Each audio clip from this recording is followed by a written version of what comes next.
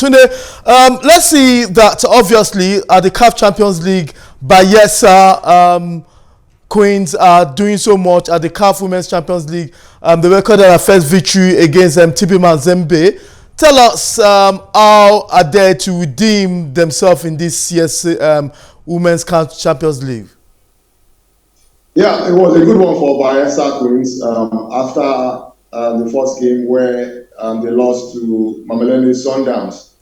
Losing to Mamelodi Sundowns wasn't a function of the fact that the South Africans were better. It was more of the Nigerian side not converting their chances. And so, even though they improved yesterday against TP Mazembe, I think they still have a lot to do when it comes to converting their chances. 2-0 against TP Mazembe, it could have been more, but of course, the 3 points is what matters most, and they were able to get it yesterday. And so, with that, they are on course to qualify for the semi-final. If you remember, Rivers Angels were the first Nigerian team to represent us in the CAF Champions League for women, but unfortunately, they couldn't make it out of the group. And so, we are hoping that Bayelsa United, on their own part, were able to get it right. Of course, they have another game to play in the group stage, and so they will need at least a victory to be on course. And so I think they have the capability. It's just for them to be more clinical and be able to take their chances when they come.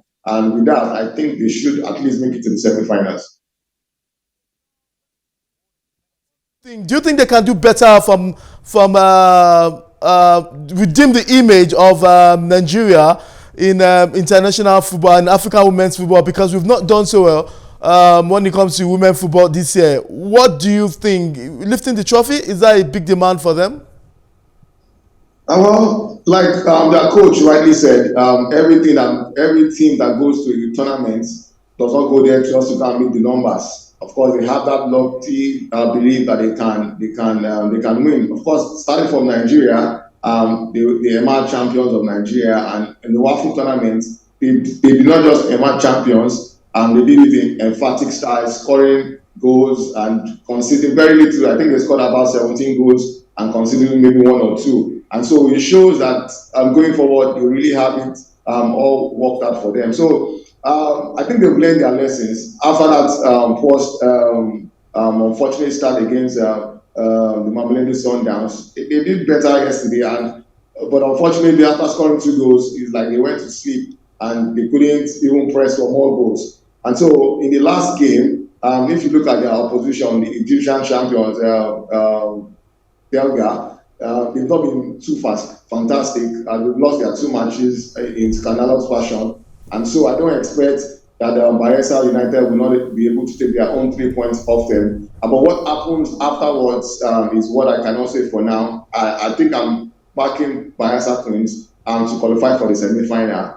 But what happens after the semi-final would be left to the tactics that they deploy and how they take their chances when they create them. What makes Mamelodi Sundowns tick? I mean, they're the defending champion, and it seems that South Africa has taken over the title of the best women football nation in Africa.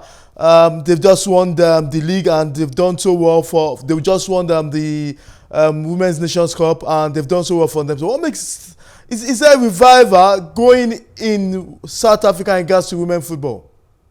Yeah, okay, so for Mamelodi Sundowns, the difference is that when you look at the Nigerian national team, I mean for the women now, the bulk of our team are foreign-based players playing in Barcelona, as Oshoala, many of them playing in Spain, Sweden, Norway, and the likes. But for South Africa, the reverse is the case. They have more of their players playing with clubs like Mamelodi Sundowns. So for that alone, it's a plus for Mamelodi Sundowns having forming the bulk of the national team. And so again, when you look at the kind of money that is pumped into female football in South Africa, of course, you know Mamelodi Sundowns is one of the clubs owned by the CAF president, and so money is not an issue for them, unlike Nigeria, where female teams are still battling with good remuneration. But give it to the Bayelsa team, I think the government is trying, and it's not a coincidence that the Bayelsa Queens are being called prosperity girls. I'm sure, and there's so much prosperity going on for them in Bayelsa. So, going back to your question, I think yes, there's a revival, and for so long Nigeria has been a top, and when we don't do things differently, the gap that we used to have between us and other African countries have been narrowed. Some are even overtaking us. If you look at the kind of investments the likes of South Africa, the likes of Morocco are putting into women's football, and then you know that we are not where we should be in terms of yes, we have the talent, but football nowadays goes beyond talent, and I think the earlier we begin to realize that, the better for us. Yes, time is no longer on our side, but I want you today in few sentences, very few sentences. Does Nigeria still hold the ace of women football in Africa?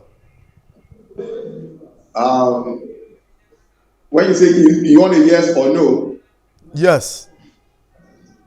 well, I'll say no, because like I said, the gap is no longer there. We have the talent, but female football has to do more than, we need more than talent to be the best. Yeah, thank you very much. It's obvious that thank you very much, Tunde Eludini. Thank you for your time, and thank you for giving us your expert opinion on these two issues. Thank you very much. Yeah, as we round up today on the show, let's don't forget that we'll be running up with the match between Bayelsa, who recorded a first victory against TP Mazembe in the 2-0 win, all goals scored in the first half. And this is what we'll take on today's show. Thank you for watching. I'm Steve Mudashi, wishing you bye for now.